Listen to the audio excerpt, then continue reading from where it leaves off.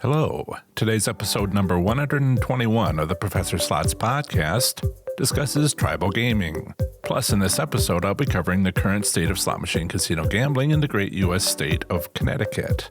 Thank you for joining me for the Professor Slots podcast show. I'm John Friedel, and this is the podcast about slot machine casino gambling. It is where I provide knowledge, insights, and tools for helping you improve your slot machine gambling performance. In case you missed it, on my last episode, I went over using my slots winning strategies on video poker machines from my weekly live stream Q&A session on YouTube. Further, I reviewed Colorado slot machine casino gambling in 2020. I hope you enjoyed listening to my last episode as much as I enjoyed making it for you. Remember to visit professorslots.com/subscribe to get my free report revealing the top 7 online resources for improving your gambling performance, including the one I've used as a top-tier slot machine casino gambler. Here's the audio recording of my latest live stream Q&A session. Enthusiasts, how are you? My name is John Friedel. Welcome to Professor Slots, a channel that helps you master casino slots so you can win your way to success. It's great to see you all here again for another Professor Slots podcast episode and live stream. If you're with us live, be sure to say hello and ask your slots-related questions. I'll get to those later in the show. Let me make sure I don't have a sound problem coming up. Right. Yep, looks like I'm muted. Everybody, I hope everybody can hear me okay. I'm trying a combination of things as usual, always learning, always trying to make things better for everybody.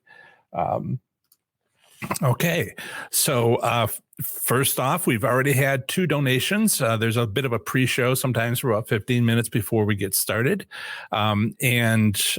Chuck, see, this is where I'm starting to have a sound issue. Okay, so let me turn off the sound here and turn off the sound here and then turn the sound on over here. And maybe this will work. All right. Thank you, Chuck, for the $20 donation. And also, thank you to Chip for his $20 donation within a few pennies of that. In a little while, we usually get a lot more people in the show around the midpoint. So I will show you guys how to do that again, including what I didn't show before. There's also a way for you to support the show if you are only watching the podcast. So I'll have a simple way, which I will show, but the verbal explanation would be sufficient. So I'll get to that in a little bit. Let's get started. Shannon, hello. Jan, hello. And everybody else who is quiet and not on the live chat. It's great to see you all here. So today we're going to be diving into American Indian tribal gaming. Whether your state has tribal gaming or not, you've likely already had the opportunity to visit a tribal casino somewhere. To better understand them, here are 11 things you need to know about them. Number 1, I could call these tips. Which states have tribal gaming? So I'm going to share a document. I need to get faster at this. There we go. Right. Oh, so I'm sharing on part of the screen, which you should see in a second. All the casinos, there's 490 tribal casinos, although call them gaming facilities. Some of them are gas stations in Oklahoma. But if it's run by a tribe, then it's on this list. This is from the American Gaming Association, which I'll show you a report later on tribal gaming so you can get some of the statistics. And there, it shows 490, and how many are in each state. So we'll get to that a little bit deeper in a moment. So only 31. Also, you can. I've reviewed tribal gaming in each state as part of my online resource, which is an ongoing series. And you can find that. Here's my main website. If you're looking at it on a desktop, looks a little bit different if you are on a mobile phone. And if I show you, if you click on this, but sort of hover, you can go on to this summary article here, and it will show you this web page called State by State Online Resource, and just a little bit into it, you get these 56 links and summaries shown alphabetically. There's 56 because it's all states, but also all territories. And believe me, Northern Mariana Islands is very active as far as gambling. And, so the territories matter: Puerto Rico, U.S. Virgin Islands. But then we also have our federal district as well. So this is all alphabetical. And so that's available for you on my website under the summary article here for the state-by-state stuff. The other link there, every article is every article. Okay, so there are only about 31. Where are we at here? only 31 U.S. states currently have tribal casinos. Another 2 states have pending tribal casinos and not imminent. So the states with tribal gaming is a long list, some of which might surprise you. And I've shown you them, so I don't have to actually say them. Maine has bingo only. Massachusetts has one of the pending tribal casinos, as is Virginia. And in my article that this is related to, I also talk about which ones have class 2, class 3, and both types of slot machines, but we'll get into that in another section. So again, for more details, you can go to my professorslots.com/online-resource to see the full list. But if you want to go directly to your state, and I'm telling you, these are quite popular. I see a lot of activity every day where people are checking out, states they drive through. There's a map now of casinos in the state, and people are checking out their own state and what's the latest, and using some of the links there to go to their state gaming commissions. So if you want to go directly to your state, it's professorslots.com/ and then the 2-letter postal designation. So professorslots.com/CA for California, and you'll jump right to that. And there you will learn more about some of the details here. I'm trying to keep this live stream moving, but while not talking too fast, an interesting combination. So right now we're just talking about which states have tribal casinos, but we'll get into various topics that I think you need to know, like Oklahoma. That article I've listed with links to their websites if they have one. Some of these casinos don't. The top 108 largest tribal casinos. This is the state with the most tribal casinos, but it is probably more like 135, 132 casinos. It depends on how you count them. A shed, with a machine in it. But it's run by a tribe. So I just put the top 108. And Oklahoma has truck stops, convenience stores, and they identify themselves as casinos. Now, let's talk about California. California has the second highest number of tribal casinos in the U.S., third highest for total casinos with slot machines after Oklahoma and Nevada, but second in terms of tribal casinos, and they have 66. Then you have Massachusetts and Virginia, which have their first tribal casinos pending, and then 20 or so states, if it's just states, like 19 states that don't have tribal casinos at all. Right. Maine has bingo. Alaska has bingo. So tip 2, the Indian Gaming Regulatory Act. In 1988, the U.S. Congress, in case you wonder how tribal casinos came about, I know people aren't interested in history. I've seen the analytics on that. But let's take a look at briefly where all this comes from, because the past tells us about the future. So in 1988, the U.S. Congress established the Indian Gaming Regulatory Act, a federal law. We'll just call it IGRA. This federal law provides tribes and states with a legal framework to develop tribal gaming. It is the reason the U.S. has tribal casinos with Class 3 games. American Indian culture has always included gambling. Before the IGRA and a driving force behind establishing it, tribes began to profit from gaming revenue, from generating gaming revenue and therefore profit. This tribal gaming mostly began with tribes opening community bingo halls before 1988.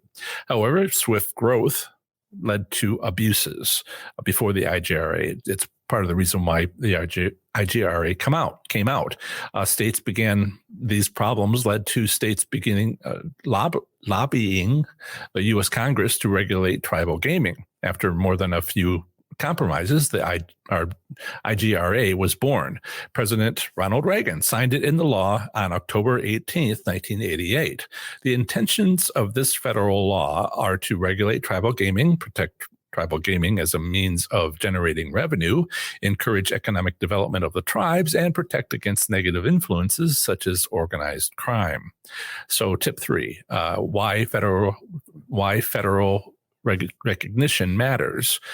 The U.S. Constitution, legal stuff is a little bit dry, but I find all this stuff fascinating, and maybe you do too. The U.S. Constitution gives the federal government the right to interact with American Indian tribes.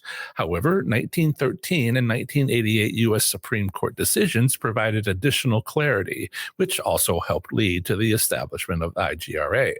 However, what establishes that a tribal community is in fact a tribe? Who decides? How do those decision makers choose? Perhaps more importantly, how can this process be consistent? Even today, this process is fraught with difficulties. It's ongoing now. So more and more tribes are getting federal recognition, and that's one of the requirements of the IGRA. So let's talk a little bit about this ongoing process. This is not history. This is history and real life, current life, what's going on currently. Federal recognition of an American Indian tribe is owned by the Bureau of Indian Affairs, BIA, within the U.S. Department of the Interior. The BIA sets the criteria for federal recognition of tribes. Tribal communities petition for federal recognition through the BIA's Office of Federal Acknowledgement, OFA, which carefully researches each request for recommendation. Once federally recognized, the federal government acknowledges a tribe's right of self-government. That's a heavy-duty word, self-government, okay? It acknowledges its right to self-government while supporting its tribal sovereignty and self-determination. So this is a big deal to tribes. Limitations on these rights are the same as those for states. So there are currently 573 bands and tribes, 573, recognized by the federal government as American Indian. The last increase in the number of tribes occurred in early 2018, when 6 new tribes received federal recognition. Once only federally recognized tribes can use the IGRA to negotiate a tribal state gaming compact with their state. Negotiated tribal state gaming compacts aren't always publicly available. When they are available, however, the first place to look is on the National Indian Gaming Commission, which was created within the IGRA to regulate the Tribal Gaming Commission. This is NIGC. So the NIGC website has a link to the Bureau of Indian Affairs, Tribal Compact database at the U.S. Department of the Interior, right? All federal. The searchable database has more than just compacts, however. It has numerous other related documents by year, state, and tribe. It has the original compact, any updates, memoranda, and other legal documents that relate to this federally recognized tribe. So state gaming commissions often exist even when there are no commercial casinos, but only tribal casinos in the state. It's another way to provide oversight as a service or in partnership with the tribes. So topic 4, tribal state gaming compacts. And we'll come up to talking about what's the scrolling past that I'm seeing in the live chat out of the corner of my eye. A compact is a negotiated agreement between two legal entities. In this case, a federally recognized tribe and the state in which it resides negotiate a tribal state gaming compact. This is all kind of high level, but we're going to narrow this down in a few minutes, and it might get a little painful when we start narrowing it down. I mean, in that you might need a minute to absorb some of the stuff that I'm coming up to. But this is the high level background and why and what fors and how we're at the spot we're at. So once settled, the U.S. Department, once the compact is agreed to by the tribe and the state, and then it's approved by the U.S. Department of Interior. As required. However, thanks to the IGRA, not all tribal casinos need a gaming compact. Why? Because it depends on the type of gaming offered, or more accurately, its classification. So the IGRA defined gaming classifications, which as a federal law make these commonly held definitions for all U.S. states. In brief, Class 1 is tribal ceremonies. Class 2 is competition-based gaming such as bingo. Class 3 is slot machines and table games, and really anything else that's not Class 1 and Class 2. Class 3 tribal gaming requires a tribal state gaming compact. Class 1 tribal ceremonies do not. And Class 2 games may require a gaming compact depending on the state. Tribal compacts are the result of often lengthy negotiations. The negotiations include whether non-tribal gaming exists in the state. So if you're going to have a compact, do you have to build this compact from scratch, or are there examples of commercial casinos already existing in the state? If these other casinos, commercial casinos, do not exist, compact talks can be an uphill battle. It's a lot more work to introduce gaming to a state. If non-tribal gaming exists, tribes may only negotiate for those Class 3 games already approved by the state at non-tribal casinos. Overcoming this limitation can be lots of work and isn't common. If tribal gaming is coming to your state and you're wondering what kind of games you'll find, consider what other gaming already exists. That's most likely what you'll get. In part, compact negotiations include a desire by the state to protect the income of existing non-tribal casinos. We're talking competition here. Competition between tribal and non-tribal casinos. It starts right from the beginning. These can be lobbying efforts by those casinos, including by casinos located in other states nearby, or just, protecting state income taxes from gaming revenue. For example, as with Virginia tribal gaming efforts, out-of-state lobbying efforts have so far prevented Virginia's first tribal casino. MGM Resorts International is making every effort, and has for years, to protect the gaming income of MGM National Harbor just across the state line in Maryland. This prevention is common and happening in Connecticut, Texas, Pennsylvania, and more than a few other states. Topic 5, who operates a tribal casino? I find this very fascinating. The owner of each tribal casino is one or more federally recognized American Indian tribe, band, or Pueblo, but that's the owner. Who operates the casino? Sometimes the tribe decides to let a professional casino operator run their tribal casino. There are solid business reasons to take this approach. While the casino operator takes a cut of revenue, a professionally run casino can generate quite a bit more profit to share. For instance, Harrah's, part of the Caesars operation, now part of, who bought Caesars, but they're going to continue keeping the name Caesars. El Dorado? Yeah. So the Eastern Band of Cherokee Indians owns both tribal casinos in North Carolina, but the tribe has contracted Harrah's, a division of Caesars Entertainment, now part of El Dorado, to operate it for them. Part of that agreement between the tribe and Caesars included allowing Harrah's to have its name included in the name of the casinos. Harrah's Cherokee and Cherokee, situated 50 miles west of Asheville. Harrah's Cherokee Valley River in Murphy, situated 109 miles southwest of Asheville. Caesars Entertainment is one of the largest casino operator conglomerates in the world, along with MGM Resorts International. For instance, they own and operate most casinos on the Las Vegas Strip. A substantial business advantage with hiring such a major casino operator isn't just their knowledge, experience, and professionalism. These operators also have assets to share. All casinos have, not all, not all casinos have a players reward club. All the major ones do, but not every single one, particularly some of the really small ones. But it may be large or small, but these larger casinos have one. But guests at tribal casinos operated by Harrah's get to join the Caesars Reward Players Club. So American Indian tribal casinos operated by MGM get to join the M Life Rewards.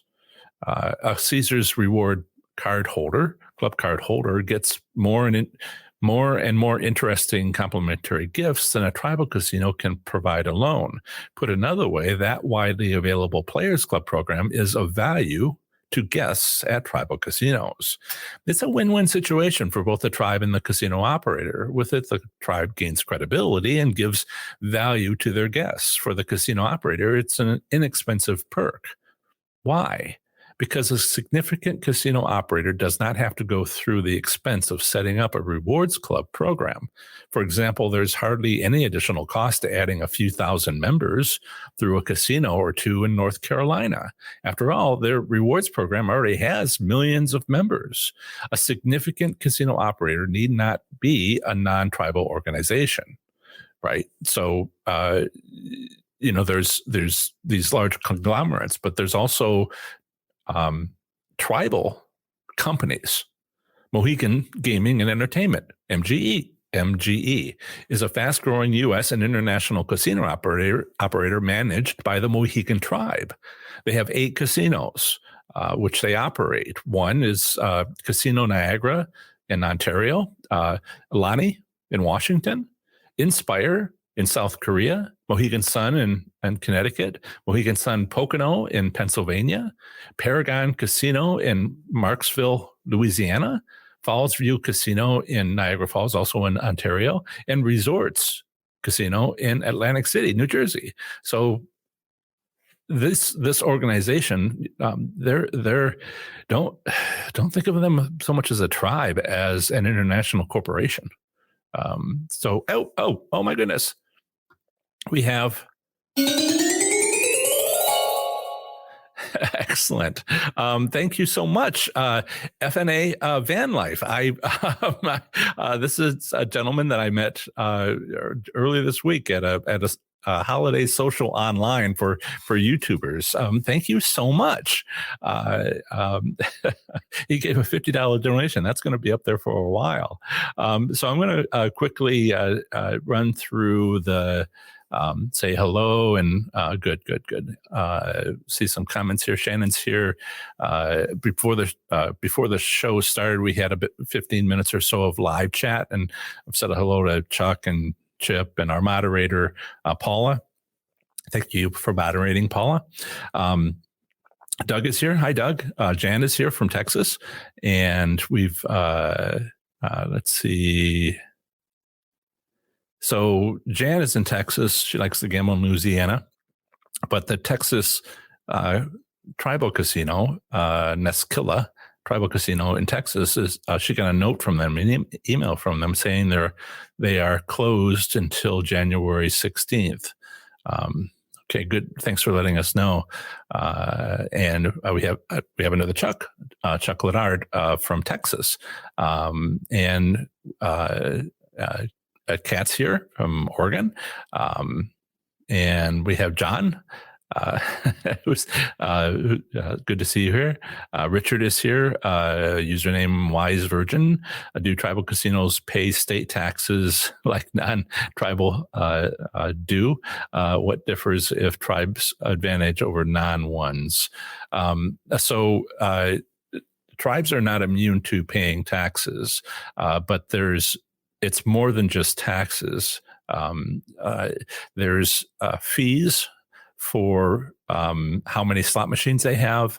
There's like this whole big brouhaha that took place, it feels like 10 years ago, but in January 2020, only 11 months ago, started an episode of, I think it was like 2 months of of the Oklahoma governor getting into a hissy fit with the tribes, who all united against him, even though he was a member of one of the tribes. But they wanted to renegotiate the compacts. So the governor wanted to renegotiate the compacts, but the rules are there, because the first one was written, was that both parties have to agree to renegotiate the contract, both the tribe and the state government.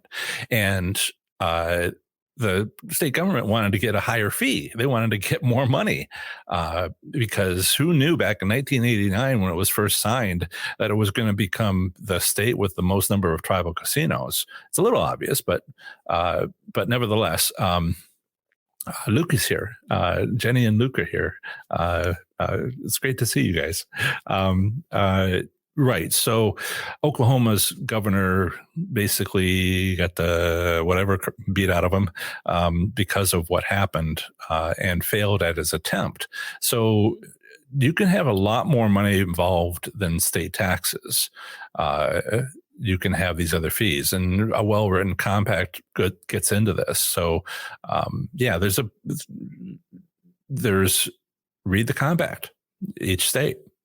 It's an agreement between the tribe and the state, and anything goes, but it has to be approved then by the U.S. government, U.S. Department of Interior. No, they're paying, but a lot of the problems that we're seeing at tribal casinos, and there's a few here and there, really goes back to nobody having much experience at writing gaming compacts in 1989. And both parties agreed, that's usually something that's in the compact, to switch over to ticket in, ticket out, so they didn't have to work with coins anymore. Right? But then there's other stuff like, well, we want to charge, the state says, oh, we want to charge you more because we didn't realize it was going to be this much. And then a few states where it was like, well, you gave us, the tribes are like, 1% of $1 trillion is a heck of a lot of money, but we didn't realize it was going to be that much, but 1% of $1 million, who knew how it was going to go in 1989? So it kind of goes both ways. And you have to negotiate in that whole thing. Right. I'll leave it at that. Right. XOXO, yes, has been chatting a lot lately. Yes, he found my channel. He or she found my channel yesterday, and we've been going back and forth on a bunch of different questions. Apparently, if you ask me a question, I respond quickly as best I can, usually within 24 hours, maybe 24 minutes. And I'll do that for as long as I can. It looks like I might, end up being a little harder. I'm trying to only put a certain number of hours per day into this, and I'm reaching my limits occasionally. Any case, right. Questions.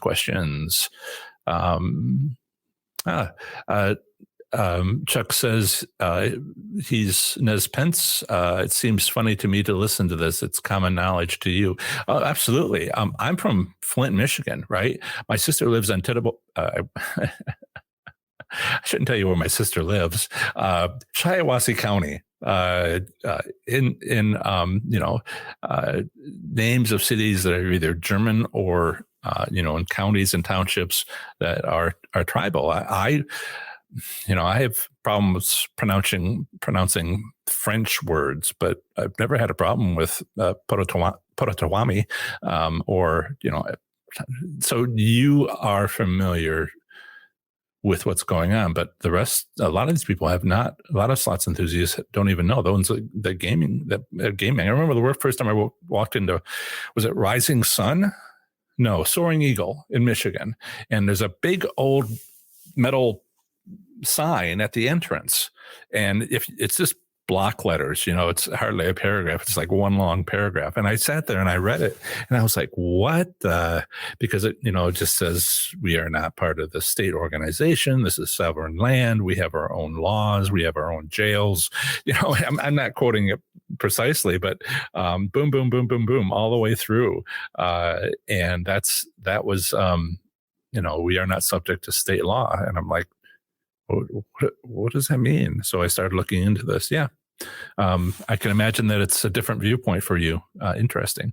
So my friend, former coworker, and his wife are here, Luke and Jenny, and they recently working on the YouTube channel, and it's great to see them here. Other people that I have met, Van Life. If you're interested in becoming a digital nomad, be aware that it's not actually as easy as it seems. And so maybe you should look into things. FNA, Van Life, is a great place, a YouTube channel that would help you answer some of these questions. There are more than a few people on YouTube. I was surprised to find this myself, that explain how to live out of a van with internet connection and a comfortable life, and maybe even record a few videos. Thank you so much. Star Mark, I don't think I've seen you before. Mark P. From Wisconsin. Great to see you here. Tri Trader. Excellent. Caught COVID this week. Being careful. So yes, Star Mark is caught COVID. Please take care of yourself. I hope it goes okay for you. I live in a purple level. I don't know if every state has purple level, but it's the highest level where you only go out for supplies and emergencies. And I can imagine that's going to be in place here for the next month, maybe, through New Year's, at least 2 weeks after that, middle of January. I've got my supplies. That's what I'm going to just hang out. Take care. Union Betty, Mr. 109 here, from Brimley, Michigan, has a local casino, which is a resort, and Kings Club has a first triple casino in the U.S. Love the channel. Thank you. And yeah, I'm from Michigan, and whereabouts is Brimley? I don't remember offhand. I'm from here. This is, if you're from Michigan, then yeah, you use your map. I am from here, Flint, Michigan. My family is north of there in around Saginaw. And of course, everybody goes over to Mount Pleasant for Soaring Eagle. If it wasn't the current situation, I would be doing reviews of Soaring Eagle, because start with my family's favorite casinos first and then move outward from there. Speaking of family, Lois and Dave are here. Great. Don't mean to just make this a hello too much, but so Van Life says, Alex and I stay at casino from time to time because we live in our self-converted van. And for the most part, they allow us to stay for free in the parking area as long as we get a free member card. So if you, like, for instance, there's KOAs and there's other places. I'm not the expert. Van Life is the expert. But one of the things that you can do is stay at the local casino because, it's got a big parking lot. But maybe they kick you out. Maybe they don't. It's open 24 hours, right? But getting a free member card can help with that. So these are tips on, where do you park when you are always traveling? Yeah, great. Jonathan, Joe is here. Do you find the tribal casinos to be much tighter than regular class 3 casinos running? Excellent question. In Atlantic City or Vegas? No. I've been looking into return statistics, particularly since the casinos closed, and they just to see how far they dropped, and nobody seems to quite understand. I tried to explain this to people. 1.5 of return statistics, either up or down. Up is like, why am I suddenly winning all the time? And down is, why am I, this is a terrible place. They're taking all my money. Small changes in the return statistics are huge as far as you can physically feel it happening in the casino and everybody's upset, and it's just small amounts. So it seemed like the data is showing that, yes, the return statistics dropped. maybe 5 points, but not 75 points. And also, you might notice, let's see, the state average in Nevada for return statistics in the most recent month available was 92.7%. I know that's commercial, but the legal limit is 75%. And they don't even come, 93%, right? They don't even come close to 75%. And, why wouldn't they drop it to 75%? Because it's just a terrible experience for players. That's business reasons. The same business reasons exist at tribal casinos. Now, some of them are being stupid, right? Some states have a law. I call it stupid, but I hate to say anything stupid, but stupid to just burn your customers. They could legally drop it to 0%, right? But the return statistics, but it's a terrible business decision, and it's very obvious, and it would be a huge uproar. And I don't know what what happened. I think maybe they did it for a couple of weeks when they first came back. I mean, just dropped it 10% or something like that. We don't get return statistics from everywhere, but if we use the example of the commercial casinos that have return statistics that publicly report them, and there are a few tribal casinos that have to report, you can see that there was a dip down, and maybe the lowest it's ever been in the lifetime of the casino, but not low. Paper. Chip says, I've been out. See, Naper. Thank you. Right. Do you find the tribal casinos to be much tighter? I think they were for a while. The good ones, I can recognize if being closed 2 months was a problem. And after immediately opening, there was kind of two responses from casinos. I think we're past it now, unless they close again. Then we might get the same repeat. None of us knew what was going to happen when they closed, right? It has never been happened on this scale. I think they closed for half a day in Las Vegas in 1963. So, right.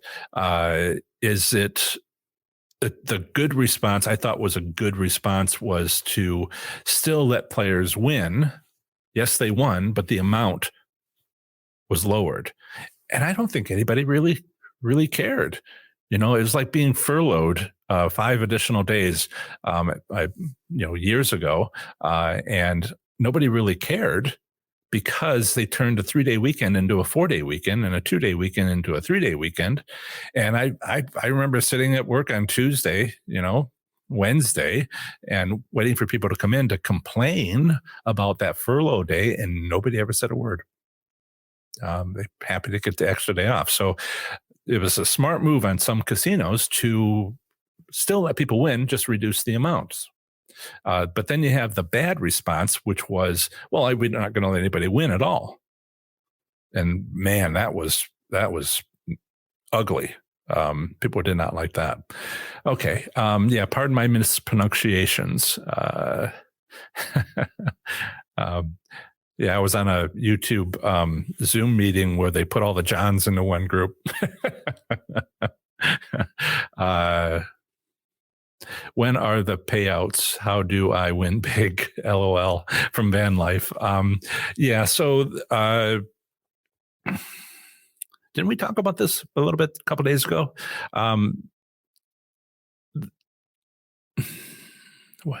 I should have like a 1-second response or 2-second response here. Basically, you're looking for advantages at casinos, and you have to give up on this whole random number generator thing. It's not as meaningful as it once was, if ever. And you look for machines where one approach, I have like 7, 8. One approach is to play a machine that's visible from a distance. You can win jackpots on any slot machine. It's harder on some, easier on others. But the casino gets a little of its money back from a bunch of people running to slot machines to play if they see somebody win. So the casino pays out to you, but gets some of that money back if it's seen. So play a machine that's visible from a distance. That alone should move you forward. And we'll just call that my one tip. Right. For now. And TL Mike Mitchell, our tribal casinos are closed because of COVID, but I've had a lot of fun playing slots on the reservation. Yeah. And there are some concerns I'm going to mention. I will explain why I'm mentioning them, but I was subjected to fear tactics by some authors and some other podcasts, and I don't mean to come across that way. Tribal casinos are its own things, and I'll point out a few things so you know. And we'll get to that in a few minutes. So, right. Yeah, sure. Lots of people enjoy tribal casinos. Absolutely. You're welcome, Van Life. I think it would be useful to some members of my audience, particularly the ones that enjoyed how to make a living playing slots, which means a lot of travel. So having a van to live out of, is a way to do it economically. Right. Magpie 11, Muckleshoot, Washington, right, is my favorite tribal casino name. Great craps. Muckleshoot was popularized by one of the other podcasters from You Can Bet on That, who talks a lot more about craps rather than slot machines. But he likes to randomly say, he has his favorite tribal names. And I guess there's another one, and maybe it's Wendover, Nevada, Red Garter. But apparently Muckleshoot built it out, beat it out. Joe says, I'm from Arizona and they have much worse than in Vegas. Yeah, there's some things that are going on, and I don't know if we'll get to this, but there are some things going on in some tribal casinos where I think it was just the result of poor compacts, poor setups back in 1989. I've been having conversations with in some of the comments on YouTube with people in upstate New York. And I think what happened there, just a long story short, is, they've got cruise ships, they've got commercial casinos, they've got tribal casinos with only Class 2 games, tribal casinos that are allowed, that have a compact, so they can have Class 3 games. And I think there's like one more racinos, so pari-mutuel wagering with slot machines. And so they have the most variety of any state. And I think they didn't do a good enough job on one of them. They just, put it together fast, and they don't have checks and balances and a lot of the things the other places have. They rushed it, and I think Arizona rushed it. And there are things that you can do, like having oversight from an independent agency like the State Gaming Commission who has personnel walking around each tribal casino. It just works better. But back then, no one knew, and you get these permanent compacts that, good to perpetuity. And we'll talk about that compacts in a moment. So Union Bay, the Upper Peninsula, Michigan. Yep. It's the map. It's the Upper Peninsula. Or maybe I should do it this way. It's the Upper Peninsula. 30 miles west of Sault Ste. Marie, and I should have texted that King's Club was the first tribal casino in the U.S. All others come from this landmark lawsuit.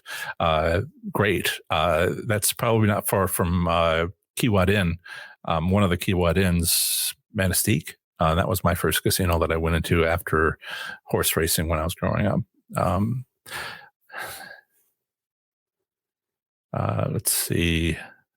Kat says the locals do gamble more at Red Garter and Wendover.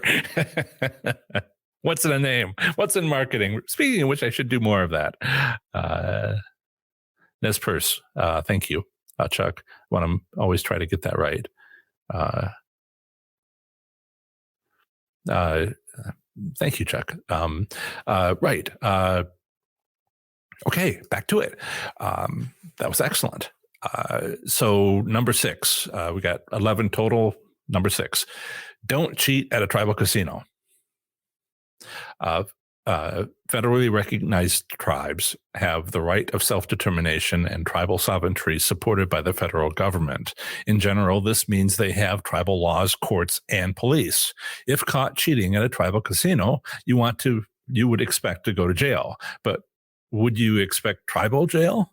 Further, what are your expectations regarding tribal courts? Robert Nassinian, and here is his book. I will. Yep, there we go. Has written an excellent book, The Law for Gamblers, A Legal Guide to the Casino Environment. I recommend his excellent chapter 8, which I will briefly show you. There. Yep. See that? Chapter 8, Indian Gaming, OMG, WTF. Again, this is not meant to scare you. It's just to let you know. A lot of his clients, each page in that chapter has case law, has references to his case law or others' case law for where he's gone and helped people who have ended up in tribal jail. And this is the Scare Tactics book that surprised me.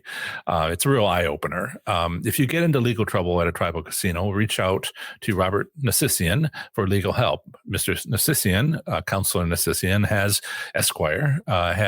not paid me to promote him. I just like his work. What might happen if someone cheats at a tribal casino? Naturally, the tribal police would take you to tribal jail. If you are not a member of the tribe, you'll next discover you have no constitutional rights to due process or other protections. This is what sovereignty means. Do you know what habeas corpus is? It's a guarantee against any detention that is forbidden by law. This legal recourse doesn't exist at tribal reservations. So you should maybe think about that for a minute. Don't cheat. Perhaps you leisurely listened to me go on about the IGRA and rights given to federally recognized tribes a few moments ago. If you gamble at tribal casinos, maybe you should rewind and listen to those comments a little more closely. Just saying. My best, most clear advice for tribal casinos is this: don't cheat at a tribal casino. You shouldn't cheat anywhere. It's just eyes in the sky. It's most observed environments we have on Earth. Don't even give the appearance of cheating at a tribal casino. If you do either, it won't go well for you. If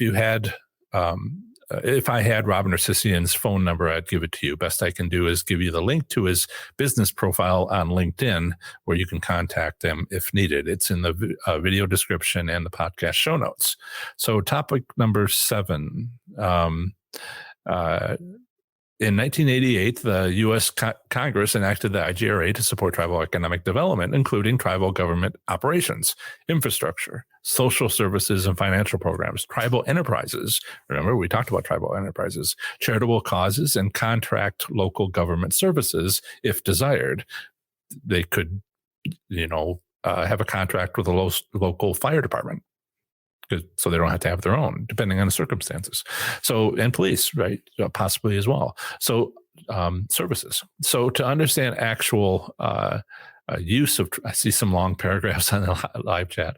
To understand actual use of tribal gaming profits, consider each state which has a non-tribal gaming industry. How well do these states use their non-tribal gaming profits? Well, it depends on the state, right? Not all states are doing particularly well with their use of non-tribal gaming revenue. This is non-tribal, right? Commercial. So some are an excellent example to other states, others not so much. The care and quality of state gaming regulations or lack of care and quality determines their success. This is true also. This is true for tribal casinos. How well were the compacts made? And did it consider some of these things? Did it consider what the situation would be 30 years in the future? So there are only 56 U.S. states, territories, and the federal district, each of which is a U.S. gaming jurisdiction, at least in my opinion. As a non-lawyer, even Utah, I say, is a U.S. gaming jurisdiction. Why? Because Utah has at least one state gaming regulation. It's right there in the state constitution, which says all forms of gambling are illegal. So when it comes to using gaming profits, American Indian tribes are like U.S. states. It depends. However, there are 10 times more federally recognized tribes than U.S. states. Under the IGRA, 573, nearly 600 bands and tribes with federal recognition unite at a national level. This federal law is common amongst all of them in terms of supporting tribal economic development. There is no such common law for state gaming regulations of commercial casinos. I've said this a couple of times before, but have you gone to Nebraska? Did you know that gambling is illegal there? But if you wanted to play poker, that's okay because it's not gambling, according to state law, which ends at the borders. So because IGRA is a federal law, perhaps there is more abuse among the tribes than across 10 times as many tribes. Or there's more abuse, perhaps there is more abuse among the states than across 10 times as many tribes, perhaps. The difficulty is the considerable investment needed to know the differences. For example, it took me just over a year to write my state-by-state online resource for slots players. Each week, I wrote an article about one U.S. state, territory, or the federal district. For the complete set, it took me 13 months to write 56 articles. I've completed this 56-part series 3 times, and I'm currently working my way through the 4th time. So last week was Connecticut slots in 2020. Next week is Delaware slots in 2020. My point is, imagine how long it would take an individual to instead read or write 573 articles on each federally recognized tribe. At a rate of 1 piece per week, such a project would take 10 years, and the start of the series would be 10 years out of date once it's completed. However, larger organizations or federal and state governments have the resources, personnel, and funding to take on such a project. For example, and I'll share this now because it takes a little while to show up. Where are you at? There you are. Right. So the American Gaming Association, AGA, contracted an economic study of tribal gaming completed in September 2017 called The Economic Impact of Tribal Gaming, a state-by-state analysis. This 21-page report is well worth reading. It also, I'll put a link to it in the show notes. It also makes several interesting observations. Just to keep things moving, here are just a few. Tribal gaming has grown 300 times since the passing of the IGRA in 1988. Tribal gaming generates over 44% of all U.S. gaming revenue. 7 of the top 10 state gaming revenues include tribal gaming. So tribal gaming, tribal casino player clubs. Let's talk about that for a second. I'm going to check back with a live chat very briefly because I see a bunch of long comments. Right. So Chuck, one of the Chucks says that he remains the one true Chuck. Jameson says Indian casinos. Well, he has a low opinion. I'll pass on the rest of that. Chuck, in Minnesota, I want to keep this brief. You would end up in county jail. Yeah, sometimes the tribes, as I was saying, contract services like fire department, even police, same expense, supports the local economy. Great cooperation, right? Yeah. Sharon says, comparing how I am treated as a customer by local tribal casino, Turning Stone is by far has better customer service than the commercial Del Lago, much better accommodation. Yeah, it depends.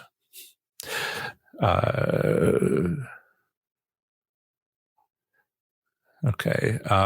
Shannon, Del Lago, regulated, can feel like Walmart sometimes and not in a good way. Let's see, Jemison, as long as the tribal casino pays their state taxes, the state completely leaves them alone to let them, and there's a list of bad things because the law is on their side. All right. Hey, Linda's here. Welcome, Linda. It's been an interesting day on tribal casinos. So number 8, tribal casinos player clubs. Have you identified your gambling goal as earning complimentary gifts? If it's one possible gambling goal for slot machine players. Almost entirely, players receive comps through casino rewards programs. By necessity, a small tribal casino has a small casino rewards program, perhaps even no casino rewards program. So a tribal casino operated by a significant corporation often comes with its own players club, like Harris in North Carolina. So depending on the comps you are looking to earn, either scenario has its pros and cons. A small casino resorts rewards program at your local tribal casino focuses on the local area. The local audience is well known. That knowledge is its strength. To them, it's personal. An extensive casino rewards program of a major casino operator has difficulty being personal. However, you can potentially earn travel comps from them to any of their other properties. For example, they may operate half the casinos on the Las Vegas Strip. Casino rewards programs are about establishing and maintaining customer loyalty. A small casino rewards program tries to partner with other casinos, perhaps offering a bus trip across the state to a nearby casino. A national rewards program tries to take away the competitive advantage of small rewards clubs. One way to do this is to establish a team of hosts at each casino where they operate. These hosts learn what the patrons of that casino wants. Both size rewards programs do these things with somewhat limited success. Isolated reservations are where most American Indian tribal casinos are located. Being remote makes it difficult to work with other casinos. On the other hand, the host of a casino operated by a major corporation can have 900 patrons that are trying to get to know on a personal level. That's what my host was at Horseshoe Cincinnati when it was a horseshoe. My host, that one person, had 900 people that they were trying to stay in contact with, and whenever they came to town or if they were in town. So, and that doesn't include, the 5-6 other hosts that I knew of there. Maybe they had less because he was kind of the top guy, but 900? How do you be personal in 900? I've got 500 people on the Oklahoma Slots Enthusiasts Facebook community, and I'm trying to be personal with them, and that's only 500. So earning complimentary gifts is what happens when you play at a casino or when using your rewards program. Anyone can earn a comp, sometimes merely by signing up for the program. So I won't go into a little bit I had there about casinos, card giveaways. So number 9, a class 2 versus class 3 tribal gaming. So the IGRA is a federal law. It identifies what is and is not gaming. And sometimes 27 out of 31 states have tribal casinos which offer class 3 gaming. Of these 27 states, only Nebraska does not offer traditional slot machines, but rather limits their gaming machines to video keno, video blackjack, and video poker. Arkansas says it only offers class 2 skill-based gaming machines, but in fact, they're all class 3 games. Long story. If you're visiting a tribal casino, you'll want to know in advance if they are offering class 2 or class 3 gaming. Why? Because it can be difficult to tell which is which when sitting down on a slot machine. I think the easiest way to tell is there's one primary manufacturer of class 2 games, VGT. So look for the VGT logo. The logo is the letters VGT. But it doesn't matter if you're playing, but does it matter if you play a class 2 or class machine? Well, it depends on the regulations. There are 2 different sets of regulations for class 2 versus class 3, and limits upper and lower, can be different. And you just need to know the difference if you want to make the most of advantage plays. Some advantage plays would exist for class 3 that don't exist for class 2. But then tribal casinos have a bit more flexibility with class 2. So which one's going to help you? And first step is to know which ones you've got. I tell you, but most of these tribes, are clear about having class 3 and even how many. But they're under no obligation, any of them, to say how many class 2 games they have. So it's always, I think you just have to kind of like walk around the casino. I can't tell from a distance how many class 2 machines are any tribal casino because they don't put it online. You have to walk around. So if you're playing slots at American Indian tribal casinos, in my opinion, you need to know what game you're playing. It's like the example I can give here. I have time is playing a tape. Well, I'm going to pass. We got a deadline coming up. East Coast versus West Coast. There's a difference. Is there a difference between tribal casinos based where they are in the U.S.? Not really. the state relationships are different, but the federal law, a common federal law, applies to all of them. So, I mean, there's little things like looking at the trends. Oklahoma has the most number of tribes of any U.S. state. Why is that? Well, they moved there from other states they were kicked out of, right?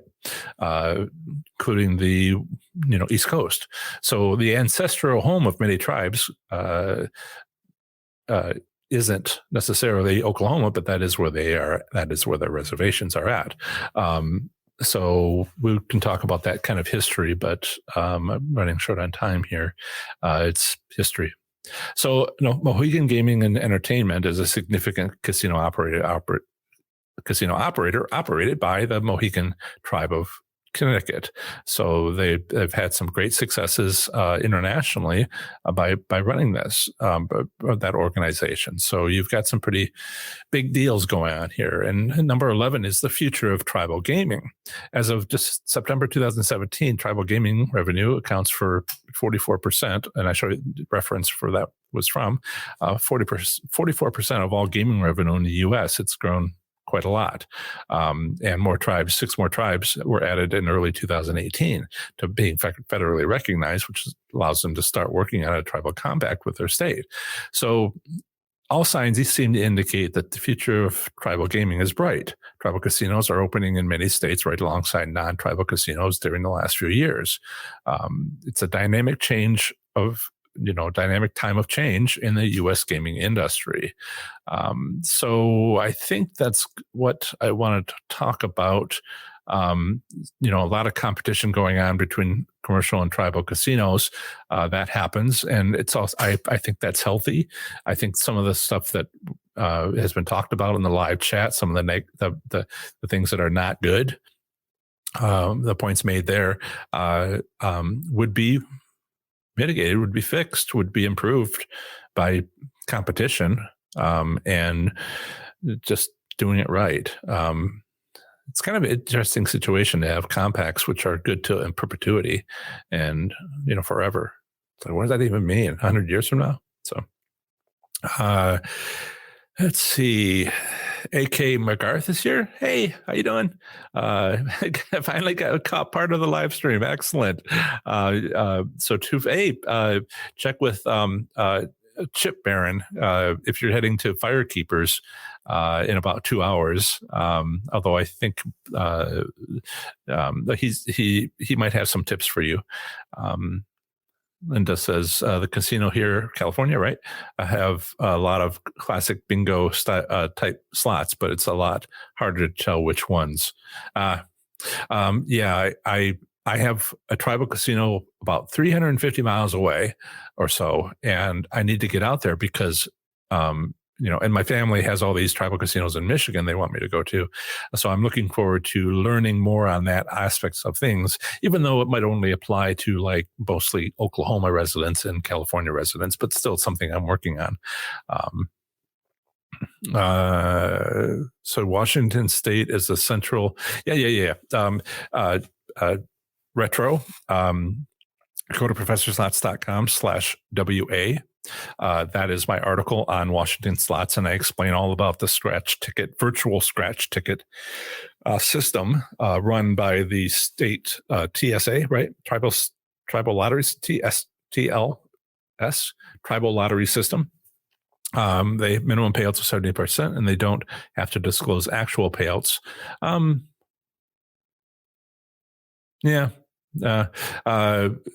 long as see, people make that assumption. People make the assumption that if the minimum limit is 75%, they'll press it as close as possible to that. And no other state that has return statistics and a 75 or even 80% return show anything like that happening. I don't think that's safe to assume. That's an old assumption that I don't see as valid any longer. Seriously. 93% in Las Vegas. People were telling me, it's 75% there because that's the lower limit. And of course, that's a fact. Then of course they'd put it as low as possible. That's an opinion. And the two don't work well together. I'm out of time. Thank you, Chuck. Yeah. For those of you who are enjoying Hanukkah, enjoy your third night tonight, third candle. And I will see everybody a week from today. And I'll give my, happy holidays speech then. And time's up. It looks like we still have a couple of questions left, but somewhat reminiscing. So please stay safe. Those of you who have COVID, I hope you recover, and I will talk to you later. Bye. Remember to visit ProfessorSlots.com/subscribe to get my free report revealing the top 7 online resources for improving your gambling performance, including the one I've used as a top-tier slot machine casino gambler. This is the next segment of the show on slot machine casino gambling. Here I provide a brief overview of the current state of gambling in a U.S. state, territory, or the federal district, emphasizing, by far, anything of interest to slot machine casino gamblers. Up next is Connecticut slot machine casino gambling in 2020. Here goes. Connecticut slot machine casino gambling consists of 2 American Indian tribal casinos. Proposed casinos include another tribal casino and Connecticut's first commercial casino, both stalled with ongoing delays. The minimum legal gambling age in Connecticut depends upon the gambling activity. For land-based casinos and poker rooms, it's 21. For bingo, the lottery, and pari-mutuel wagering, it's 18. Pari-mutuel wagering has had a long history in Connecticut, including dog and horse racing tracks and the sport of jai-alai. Since 2005, only off-track betting, OTB facilities, exist in Connecticut. Next up is a usually short statement about slot machine private ownership, which I have included in case you live in this U.S. state and are considering owning a slot machine. Here it is. It is illegal to own a slot machine privately in the state of Connecticut. Connecticut's 2 tribal casinos have tribal gaming agencies, including enforcement, as outlined in their tribal state gaming compacts. Further, the state of Connecticut has its gaming division, which provides oversight of gaming activities at tribal casinos, as well as regulates sports betting at all OTB locations. Connecticut's remaining state gaming control boards are the Charitable Games section of the Gaming Division and the Connecticut Lottery Corporation. Through their Mohegan Gaming and Entertainment venture, the Mohegan tribe has expanded its gaming interests to international levels. In 2019, they won the contract to operate 2 casinos near Niagara Falls for the Ontario province of Canada. If completed and approved, Connecticut tribes will jointly operate a satellite casino proposed for East Windsor, not located on either's tribal reservations. In this section, I'll discuss Connecticut gambling establishments. Connecticut has 2 American Indian tribal casinos. The largest casino in Connecticut is Mohegan Sun with 2,524 gaming machines in October 2020. The second largest casino is Foxwoods Resort Casino with 2,333 gaming machines in October 2020. The Mohegan Sun and Foxwoods casinos compete, always striving to be better than the other. This ongoing competition is to the advantage of slots players, as well as resulting in these 2 tribal casinos having a worldwide reputation. A proposed casino in East Windsor is a joint venture of the tribal owners and operators of Mohegan Sun and Foxwoods, called MMCT Venture. MGM has sought to block the casino project since 2015. Essentially to protect its MGM Springfield Casino in western Massachusetts, as well as Connecticut's MGM Bridgeport in southwest Connecticut. If the proposed MGM Bridgeport also opens, perhaps as early as 2022, it will become the second largest casino in Connecticut. There are no non-tribal casinos in Connecticut with slot machines. The 2 tribal casinos in Connecticut are 1. Foxwoods Resort Casino in Ledyard, 50 miles southeast of Hartford and 60 miles southwest of Providence, Rhode Island. And 2. Mohegan Sun in the town of Montville, the east end of the area known as Ucasville, 17 miles west of Foxwoods Casino. As an alternative to enjoying Connecticut slot machine casino gambling, consider exploring casino options in a nearby state. Bordering Connecticut is to the north, Massachusetts, to the east, Rhode Island, and to the west, New York. To visit any of my articles on these U.S. states, simply visit ProfessorSlots.com followed by its 2-letter postal designation. For example, my Massachusetts slots article is available at ProfessorSlots.com/MA. Are you interested in sharing and learning with other slots enthusiasts in Connecticut? If so, join our Connecticut slots community on Facebook at ProfessorSlots.com/FBCT. All you'll need is a Facebook profile to join this private Facebook group freely. There, you'll be able to privately share your slots experiences as well as chat with players about slots gambling in or near Connecticut. Again, use this convenient link I've created to go directly to our group on Facebook. ProfessorSlots.com/FPCT. Join us. Theoretical payout limits have not been set in Connecticut's tribal state compacts, with the tribes owning the Mohegan Sun and Foxwoods casinos. However, monthly return statistics by casino are publicly available, including both casino hold percent and player win percent. For October 2020, the player win percentages were Foxwoods at 91.4% and Mohegan Sun at 91.8%. In summary, Connecticut slot machine casino gambling consists of two tribal casinos, Mohegan Sun and Foxwoods, alongside two proposed casinos, MGM Bridgeport and Tribal Winds Casino in East Windsor. Over the last year, both proposed casinos continue to undergo significant delays. Remember to visit ProfessorSlots.com/subscribe to get my free report revealing the top 7 online resources for improving your gambling performance, including the one I've used as a top-tier slot machine casino gambler. Part 1 of the next episode of the Professor Slots podcast will include a live stream Q&A session on YouTube. Remember, my weekly Q&A session on YouTube is on Saturdays from noon until 1 p.m. Eastern Time. Bring whatever slots questions you have, and I'll do my best to answer them. An easy-to-remember link to my YouTube channel is youtube.com/ProfessorSlots. Feel free to stop by anytime during my hour-long live Q&A session. Part 2 of the next episode of the Professor Slots podcast is another brief overview of the current state of gambling in a U.S. state, territory, or the federal district. Next time, I'll be talking to you about the great U.S. state of Delaware. That's the end of another great episode of the Professor Slots podcast. Thanks so much for listening. Show notes for this episode are on my website at ProfessorSlots.com/episode 121. I plan to have the next episode come out very soon for you, where I'll have more amazing content for the show. Until the next episode, have fun, be safe, and make good choices. Bye.